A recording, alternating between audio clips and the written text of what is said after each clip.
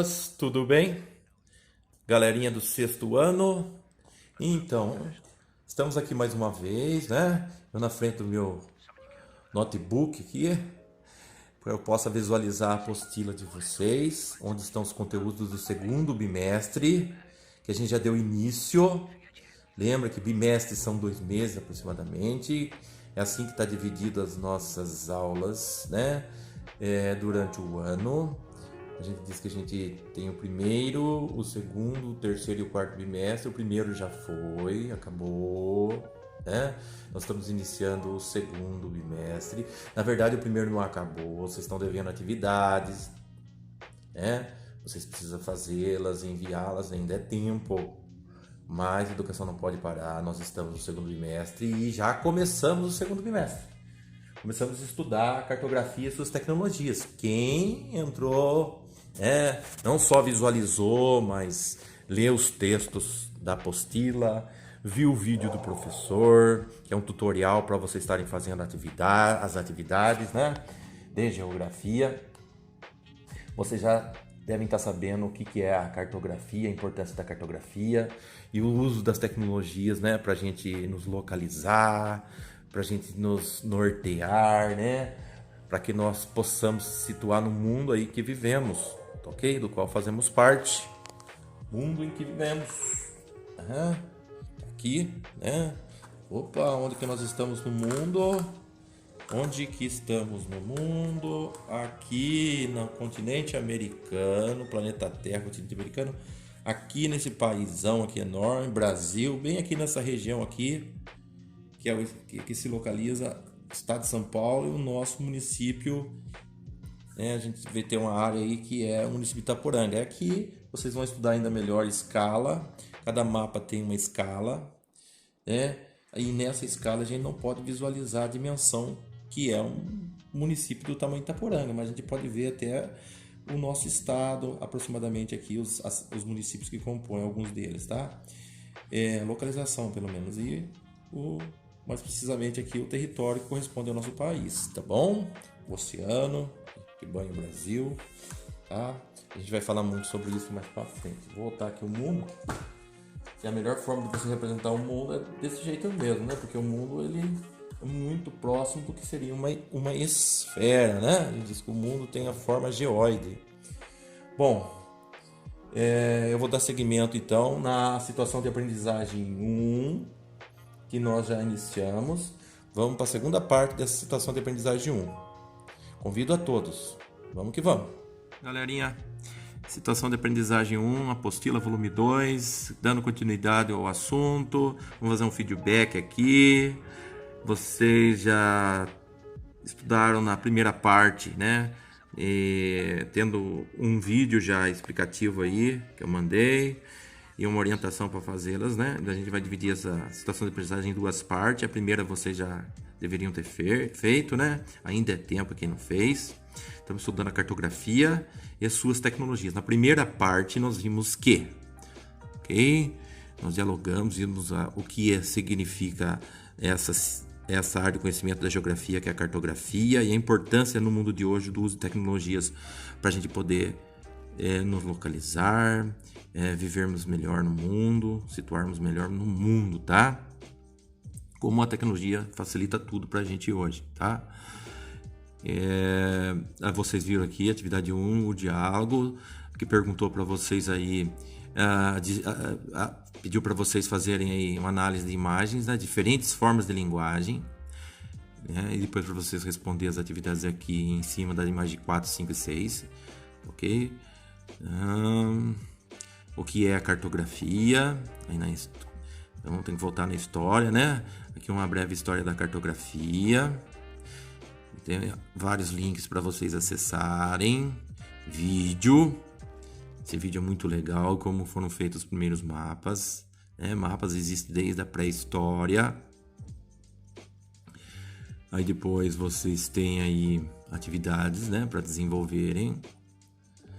Depois a atividade 2, que é uma atividade para você identificar alguns pontos que é importante para nos localizarmos, que são os pontos principais de referências, tá? Vocês fazem isso no dia a dia de vocês. às vezes não tomam conta. Vocês têm o croquis do campo de futebol, representando o campo e representando um quarteirão que vocês têm que se situar de acordo com os principais pontos de referência. E aqui o texto, nome geográfico, identifica lugares e ajuda a contar sua história. O desafio que eu faço para vocês é vocês identificar por que o bairro de vocês, o bairro se identifica um lugar aí, não identifica onde vocês vivem? Por que ele se chama assim? Qual é o motivo do nome do bairro? O que o nome do bairro tem a ver com a história? Ou não tem? Ok? Registrem isso no caderno. Ou mesmo aí na apostila. Opa! Aí. A atividade 3. Interessante, vocês estão vendo a imagem de um deserto, vocês já estudaram, né? Lembra do oásis e tal. Tá vendo a duna aí do deserto, uma pessoa lá. Imagina, tudo parecido, né? A mesma coisa aí no meio de uma floresta que vocês estão vendo na segunda imagem. O rio, tudo muito parecido. Como se localizar aí? A forma que a gente faz quando a gente não tem aparelhos nenhum, né? Não tem um GPS, um celular no GPS. O que a gente pode fazer? A gente não pode se orientar com tecnologia, a gente tem que saber a localização relativa, que a gente diz. É aquela localização do ponto onde a gente está, para saber onde a gente vai, tá? E a gente, para fazer essa localização, a gente precisa observar de dia o sol e à noite as estrelas. Mas aí no caso aí é dia, então você tem que observar o sol, o nascer e o pôr do sol, tá ok? Muito bem. Essas pessoas que vivem há muito tempo, elas sabem exatamente a direção do nascer e do pôr do sol, e devido à orientação em relação ao sol, orientação relativa, eles vão saber se localizarem. Tudo bem? Esse texto aqui mostra a maior cidade do hemisfério sul. Hemisfério sul, esse nome vocês não conhecem, hemisfério? Mas assim, a gente chama de hemisfério. Vamos imaginar que aqui tem uma linha imaginária que divide o planeta, e existe essa linha chamada linha do Equador. Ela dá uma volta aqui no planeta todo, volta no mesmo lugar. Essa parte metade de baixo igual a metade de cima, essa parte abaixo aqui, ó, quando a gente se situa no mundo, essa parte chama-se hemisfério sul. M quer dizer metade hemisfério, porque o planeta tem uma forma de uma esfera, né? E note que o Brasil, que é o país que nós vivemos, tá aqui o Brasil, a maior parte dele está no hemisfério sul. E a cidade de São Paulo, mais ou menos aqui nessa região, e se localiza no hemisfério sul, nessa região sul do mundo. Lembrando, né, que o Brasil está no continente americano, na América do Sul. Ótimo! Essa é a maior metrópole do mundo, essa maior cidade do mundo, como vocês estão vendo a imagem dela aí. A cidade que tem um grande adensamento populacional de infraestrutura, tá? Você tem um textinho que fala um pouquinho sobre ela, e ela desafia você a você se colocar numa situação que você vai fazer uma entrevista de emprego e precisa chegar lá. Você está aqui em Itaporanga, como você faria? Professor, é só acessar a internet, o Google Maps ou o Google Earth.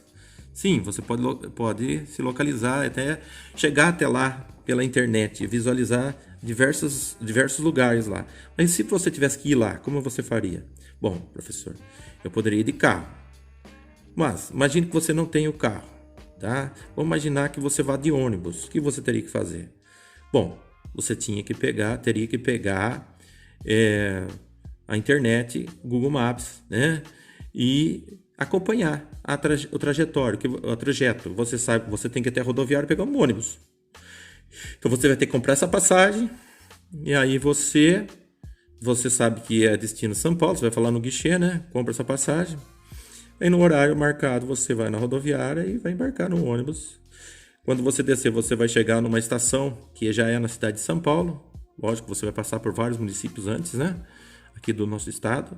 E quando você chegar lá, a última parada, você desembarcando, você vai ter um local que você pode pedir informações. Normalmente, onde a gente chega lá, é uma estação chamada Barra Funda. Aí você sobe uma escada rolante lá, chega até a estação, pode perguntar, pedir informações, que tem locais de informações lá próximo do guichê, e eles vão te orientar. Ou você pede um mapa para você se orientar sozinho. Aí você vai ter que pegar lá e comprar um ticket, né? Comprar um ticket que te dá direito de você pegar o metrô. Ou você vai pagar um táxi na estação onde tem táxi. Vai perguntando que tá, é facinho, é próximo. Aí vamos imaginar que você vai de metrô. Você entra no metrô na estação Barra Funda, com destino à estação mais próxima de metrô, a última parada mais próxima dessa avenida aí, lá em São Paulo. Dentro do metrô você tem lá as orientações, tem mapas, etc. Desceu na estação, você vai ter que subir umas escadas e sair nessa rua aí que é a Avenida Paulista, a avenida mais valorizada de São Paulo, tá? O espaço mais valorizado de São Paulo. E aí você vai procurar Então, galerinha, dando seguimento, atividade agora 4. Vocês têm aí análise de imagens e construção de Rosa dos Ventos e bússola.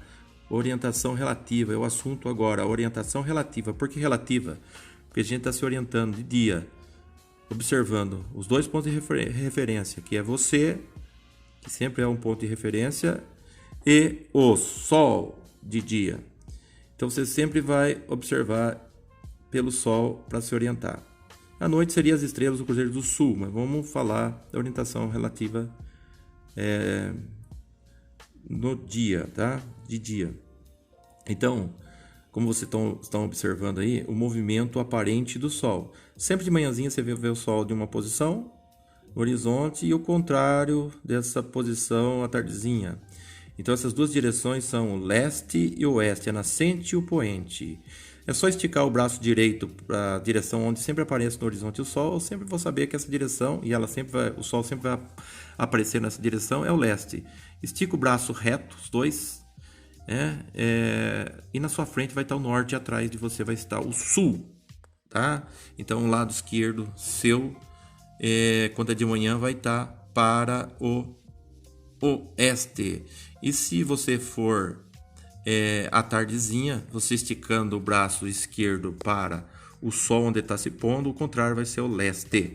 O norte seria a sua frente, o sul atrás de você. Qualquer lugar do mundo você vai saber se localizar se posicionando dessa forma, você e o sol. Ao meio-dia, o sol sempre se localiza acima de você, né? Onde você está, tá? Muito bem. Na maioria das regiões é quase que preciso isso.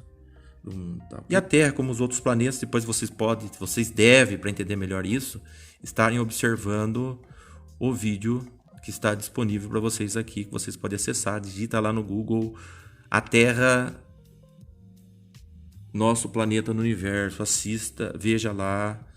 É importante esse esquema que vai estar lá para vocês entenderem. E aí, esse movimento que a Terra gira em torno dela mesma é um movimento chamado de rotação. Demora 24 horas ou um dia. E esse movimento que ela gira em torno do Sol demora 365 dias ou um ano. É um movimento chamado de translação. Então, devido a esse movimento aqui, que é a rotação, tá vendo? Ó, que a Terra gira, né? De essa posição aqui, vocês vão entender melhor, que é o oeste. Ela gira de oeste para leste. Faz com que a gente sempre observe o Sol nessa direção. E na convenção que se existe disso, essa direção onde você vê o Sol, onde está começando a amanhecer, você vê o Sol no horizonte, sempre vai ser a direção leste. Tá vendo? A Terra está fazendo esse movimento. Sempre metade do planeta é dia e outra metade é noite. Quando ela começa a girar, vai formar lá os 12 horas de dia e do outro lado vai estar as 12 horas da noite, as 24 horas, ok? Aí você tem um fuso horário para saber isso, que vocês vão estudar mais para frente, tá?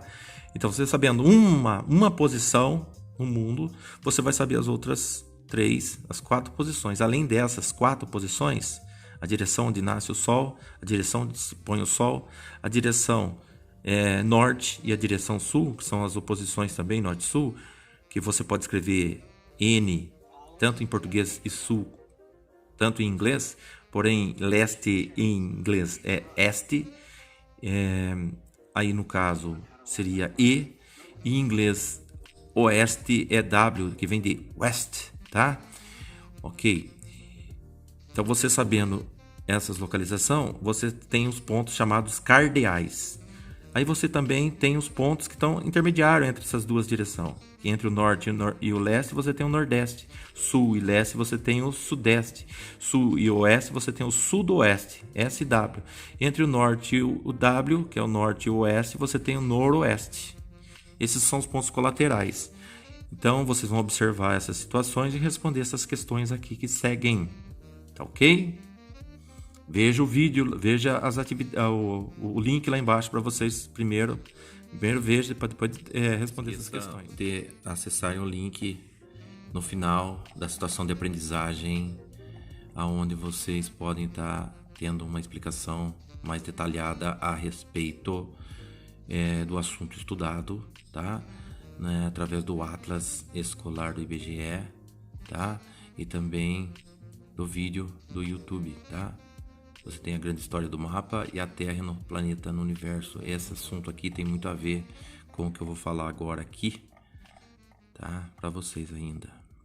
Bom, então vocês viram que a Terra tem dois importantes movimentos, que é o movimento que ela gira em torno dela mesma, que nem um peão, de oeste para leste. E devido a isso, você sempre vai ver o Sol na direção leste e ele se pondo ao oeste, tá? Então, esse movimento que é a rotação, que ela gira em torno igual ao peão, e o movimento de translação, que é o giro que ela demora para dar uma volta completa em torno do Sol, translação. É muito importante vocês entenderem que esse movimento de rotação ele tem a ver com a formação do dia e da noite. Sempre metade do planeta vai ser dia e outra metade vai ser noite, tá? Esse movimento de rotação tem a ver com a formação do dia e da noite e também do chamado fuso horário. Depois, como eu falei, vocês vão ver melhor esse assunto, tá? E o movimento de translação é o movimento que a Terra gira em torno do Sol, que demora 365 dias e 6 horas, ok? E ele é responsável pela formação das estações do ano. Notem que você tem as 4 estações do ano aqui descritas para vocês, tá?